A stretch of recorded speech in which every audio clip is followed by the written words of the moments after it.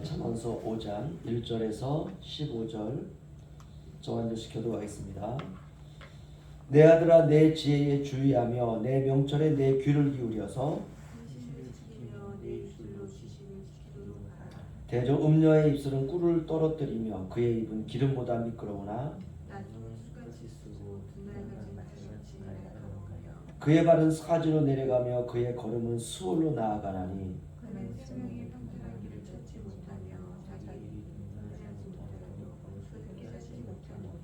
그런즉 아들들아 나에게 들으며 내 입의 말을 버리지 말고 두렵건대 내 존영이 남에게 잃어버리게 되며 내 수완이 잔인한 자에게 빼앗기게 될까 하노라. 두렵건대 타인이 내 재물로 충족하게 되며 내 소한 것이 유익이 있게 될까 하노라. 두렵건대 마지막에 이르러 내 몸 내 육체가 쇠약할 때에 내가 한탄하여 말하기를 내가 어찌하여 훈계를 싫어하며 내 마음의 문제를 가벼이 여기고 내 선생의 목소리를 청정하지 아니하며 나를 가르치는 이에게 귀를 기울이지 아니하였던고. 많은 무리들이 온 중에서 큰 악이 벌어지게 되었노라. 다 함께요. 너는 내 물에서 물을 마시며 내 샘에서 흐르는 물을 마시라. 아멘.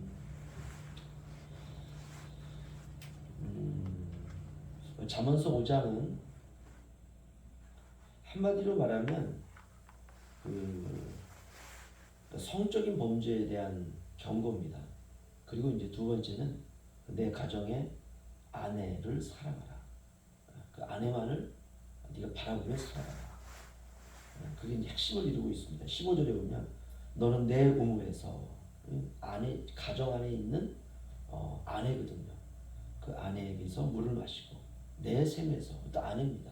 너의 아내 샘에서 흐르는 물을 마시라. 아내하고만 너의 사랑을 나누라. 오늘 그 죄악된 세상의 한복판에서라는 제목으로 함께 은혜를 나누기를 원합니다. 신앙생활은 어제 새벽에는 말씀생활이다 이렇게 말씀을 드렸고요. 그 연장선상에서 계속 말하죠. 지혜와 명철과 훈계와 이거를 네가 귀를 기울이라, 관심을 가지라. 내가 너에게 헛한 말하는 게 아니다. 내 인생에서 내 인생을 살아봤더니 나는 실패자지만 너만은 실패의 길을 걷지 말아라. 그것은 바로 하나님 말씀은 여호와를 경외하라. 이 얘기를 계속 하고 있어 솔로몬이요. 내 아들아 내 지혜에 주의하며 지혜를 가까이 하는 생활. 이것이 바로 신앙생활. 늘 하나님 말씀을 생각하고 늘 주님의 말씀을 묵상하고 늘 실천하고 그래서 살아가는 것입니다. 이런 말씀을 묵상하고 또 준비하고 또 설교해서 그런지 몰라도 요즘 이렇게 꿈을 꾸면 그전에는 꿈을 꾸면 꿈을 별로 안 꿨어요. 근데 요즘에는 꿈을 꾸면은 천국에 가는 그 여정 속에서 그냥 몸부림치면서 막 그런 꿈들을 계속 꾸는 것 같아요. 그래서 개인적으로는 굉장히 좋습니다. 근데 깨고 나면 좀 약간 먹먹해요. 뭐 천국에 확 들어간 것도 아니고 그렇죠? 막 그 씨름이 있으니까 그 안에서 꿈에서 그래서 먹먹하긴 하지만 개인적으로는 아주 좋습니다. 신앙생활은 우리가 지혜를 가까이 하고 지혜를 늘 생각하고 묵상하고 실천하고 왜 그렇게 살아야 되느냐? 그렇지 않으면 죄에 빠져요. 그래서 말씀을 가까이 하는 게 좋습니다. 1절 2절 보시면요. 내 아들아 내 지혜에 주의하며 내 명철에 내 귀를 기울여서 근신을 지키며 내 입술로 지식을 지키도록 하라. 아멘. 그러니까 솔로몬이 깨달은 게 이겁니다. 뭐 한마디로 말하면 이거예요. 내 아들아 제발 내가 깨달은 것 하나가 있는데 꼭 기억해라. 꼭 기억해라. 특별히 솔로몬이 근신을 지키라 이 말은요. 쉽게 말하면 이 말이에요. 처신을 잘하라 이 말이에요. 그 얼마나 중요합니까, 그렇죠? 인생을 살면서 처신 있게 사는 게 굉장히 중요하거든요. 이 처신이라고 하는 것은 어떤 상황에 대해서도 지혜롭게 잘 헤쳐나가는 것. 이게 처신이에요. 뭐 그냥 우리가 화낼 일들이 얼마나 많습니까, 그렇죠? 근데 막 그럴 때마다 그냥 화를 내고 그냥 막 내 안에 있는 거 막 쏟아내고 그러면 참 처신을 잘 못하는구나 이렇게 되지 않습니까? 솔로몬이 근신을 지키라. 인생을 살아가면서 네가 지혜를 가져야 지혜롭게 잘 처신할 수 있다. 예를 들면 직장 문화 가운데 이제 술 문화가 있습니다. 회사에서 이제 자 오늘 회식합니다. 그러면 저 회사 다닐 때 어떤 때가 가장 괴로웠냐? 회식 날이 제일 괴로워요, 저는요. 지금은 좀 그렇지 않지만 제가 회사를 다닐 때는 항상 술을 따로 놓고 항상 먹어야 되는 문화였어요. 참 얼마나 괴로운지 몰라요. 그래서 뭐 내일 회식합니다 하면 그 전날부터 기도하기 시작하는 거예요. 기도하고 내일 회식인데 가급적 그 빠질 수 있는 결정적인 기회를 저에게 주옵소서 뭐 이렇게 기도하고 그게 잘 안 되잖아요, 그렇죠? 집에 뭐 부모님이 아픕니다. 한두 번 써먹는 수는 없잖아, 그렇죠? 그걸 계속 써먹을 수는 없거든요. 과장님 제가 오늘 어머님이 너무 아파서 한 번은 써먹어요. 또 하나는 이제 뭐 집안에 상이 나가지고 그래서 여러 명 많이 죽었어요. 이거 써먹을 수가 없거든요. 그래서 그 정도 기도하는 거지. 막 기도하고. 그러면 신앙도 강해집니다. 그래서 이제 유대리 술 한잔 해야지 하고 이제 술 딱 따라주면 안 먹는 걸 뻔히 알면서도 아주 비뚤어진 마음들이 있어요.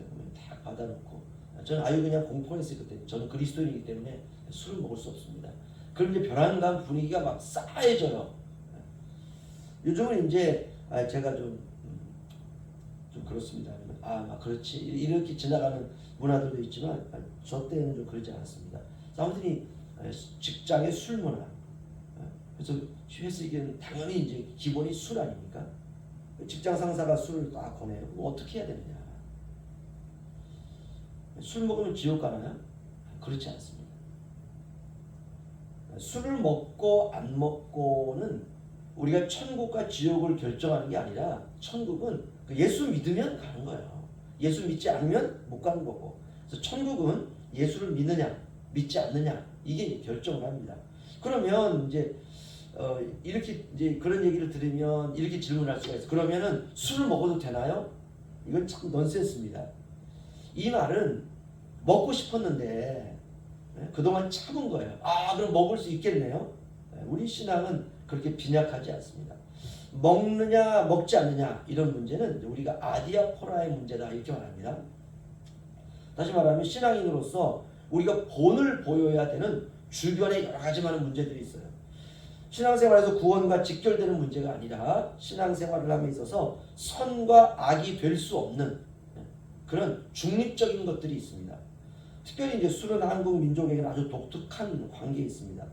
대한민국은 전쟁을 많이 겪은 나라 아닙니까? 5,000년 역사 가운데서 우리나라만큼 전쟁을 많이 겪은 나라가 들라면 이스라엘이 있습니다. 그래서 한국을 동방의 이스라엘이다 이렇게 말하지 않습니까? 그래서 이 전쟁으로 인해서 가정에 많은 사람들이 죽게 되고 또 전쟁 이후에 얼마나 상황이 피폐합니까? 그러니까 이런 것들을 메꿀 수 있는 거는 술밖에 없는 거예요. 그래서 술은 한국 사람들에게 아주 깊이 들어와 있어요.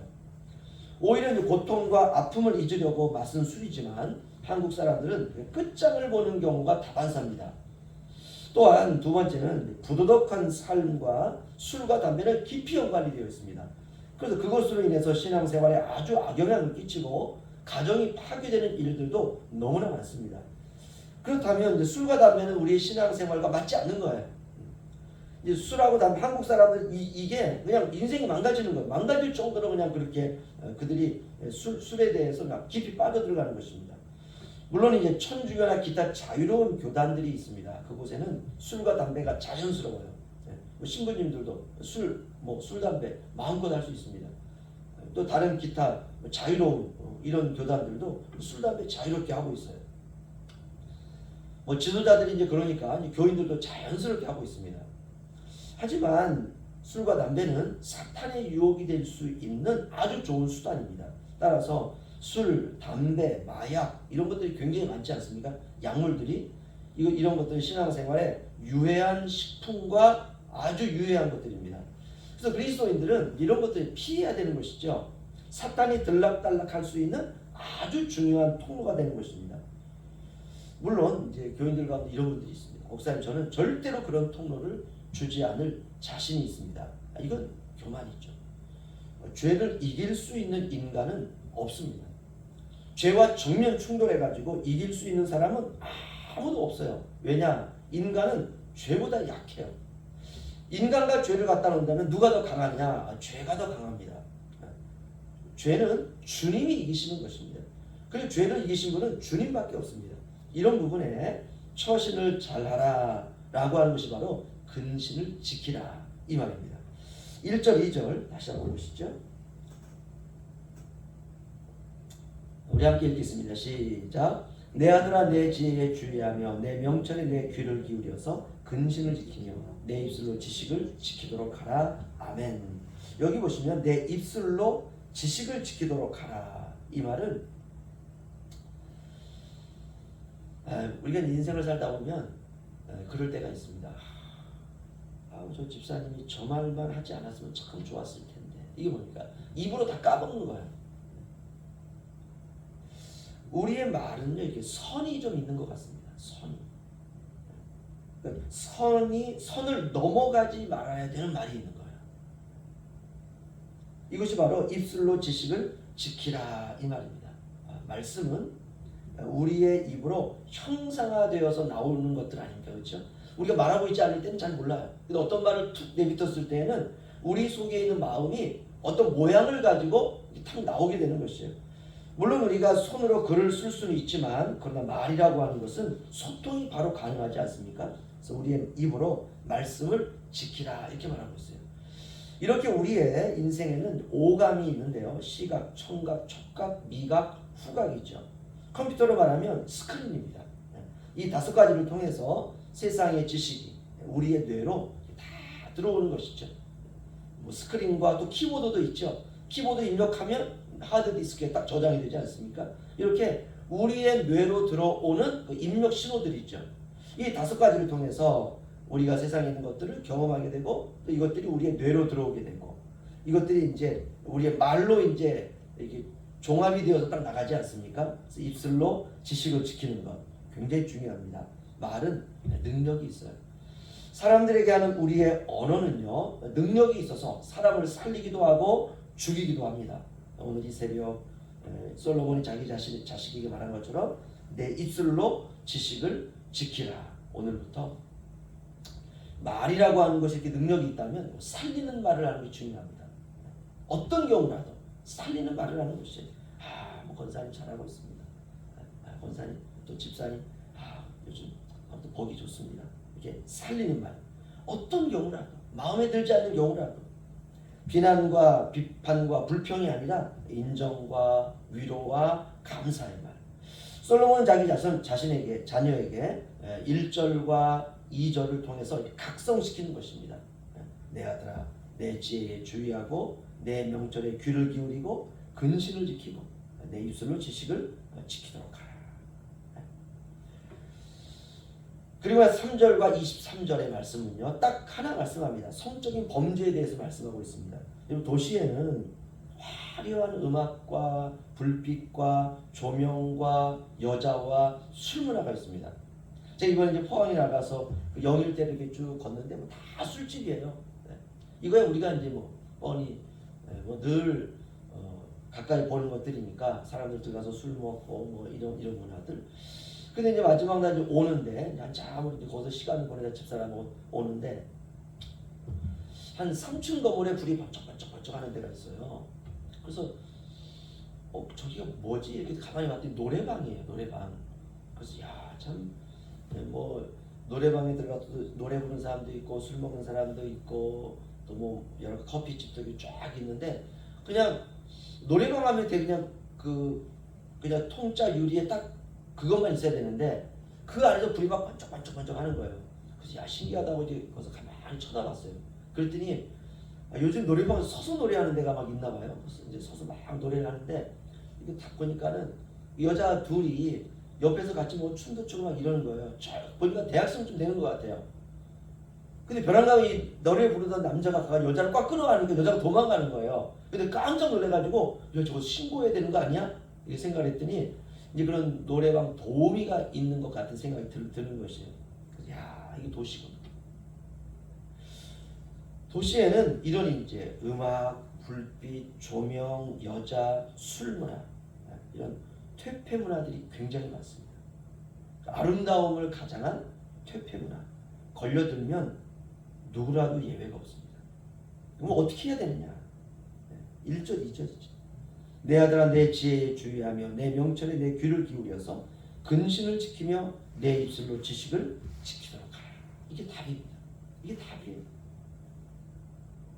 성적인 범죄가 되었든 아니면 어떤 남의 것을 탐내는 것이 되었든 여러 가지 많은 것들, 이제 솔로몬이 그 뒤에를 보면 여러 가지 많은 것들을 얘기합니다. 그 어떤 것이 되었든 우리가 죄에 대하여 우리가 취할 수 있는 그런 것들은 바로 1절, 2절입니다. 말씀을 가까이 하고 죄는 멀리 하는 거예요. 이게 답이에요. 그러니까 죄가 가까이 오면 야, 내가 어떤 죄든지 나는 이길 수 있다. 이건 오만입니다. 답은 피해야 돼요. 피해야 됩니다. 그냥 어떤 게 거리를 가다가 약간 우리의 눈을 유혹하는 게 딱 있으면 눈길을 다른 데 돌려야 돼요. 야, 저게 뭘까 하고 가까이 가면 안 되는 거예요. 저처럼 불빛이 번쩍번쩍 한다고 가만히 쳐다보면 안 되는 거예요. 바로 눈을 돌려야 돼요. 바로 눈을 돌려야 돼요. 왜냐? 잔상이요 오래 남습니다. 그래서 말씀을 가까이 하고 우리의 눈길은 주님을 향하는 거예요. 피하는 것입니다.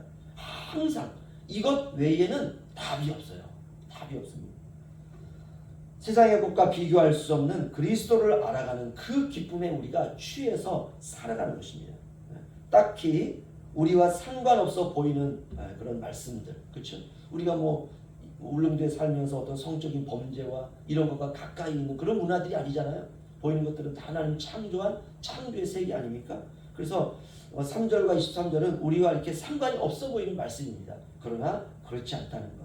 항상 끼어서 주님의 나타나심을 소망하며 사모하며 살아가는 것입니다. 그래서 오늘 하루 우리가 솔로몬이 자기 자녀에게 하는 이 말씀을 기억하면서 우리가 살리는 말을 하고 입술을 지키고 처신 있게 행동하고 그리고 나와 상관없이 보이는 말씀들이지만 그런 죄가 가까이 우리에게 다가올 때 우리가 그 상황을 피하는 것입니다. 이런 지혜 있는 삶을 사시기를 주의 이름으로 축원합니다. 기도하겠습니다.